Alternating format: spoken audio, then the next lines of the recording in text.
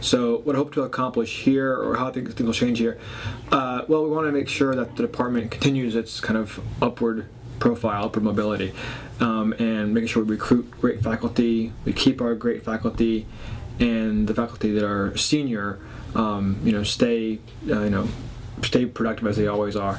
And so that's kind of maintaining, keeping the ship moving in the right direction is kind of the overall goal. It's like, you have like multiple kids or something, so it's hard to pick a favorite kid. But the piece that just came out, I had a book that came out a few months ago called Life Behind the Lobby. I really enjoy it's, because it's the newest, the most recent one. It's one I'm most excited about.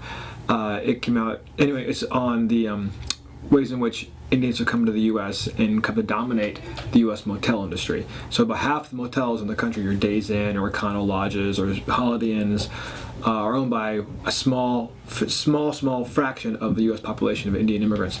How this came to be, what their lives were like, is the topic of the book, and that's what I'm most fascinated by right now. Right now, I'm just teaching one course, Introduction to Sociology, and in the spring I'll be teaching the same course.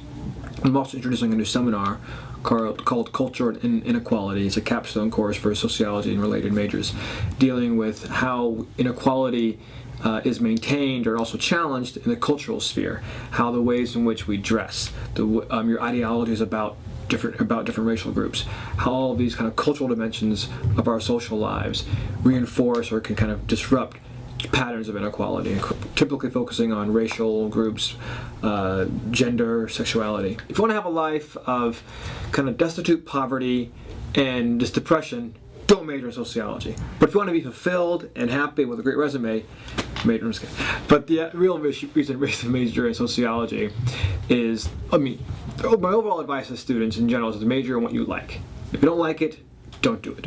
There's no magic major out there that's going to lead you to something beyond its own degree.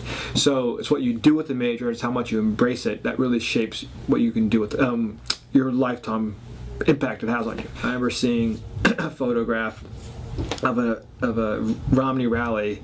This is not a critique of Romney at all, but someone at a Romney rally, a white individual, the back of his shirt said something like, "Let's put the white back in the White House."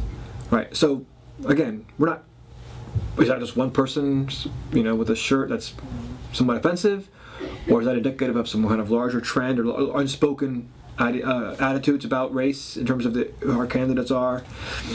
I don't know, but clearly race is a factor here in ways that we're not really discussing thoroughly enough. I feel really lucky that so many people here who've been here for quite a while have done remarkable work to create Africana Studies major and minor and this Asian American Studies minor. And Tufts in some ways was kind of behind the times. It needed to have this. A lot of other peer schools already have things like this. So now that we have it, we're kind of we're caught up, and hopefully we'll progress further.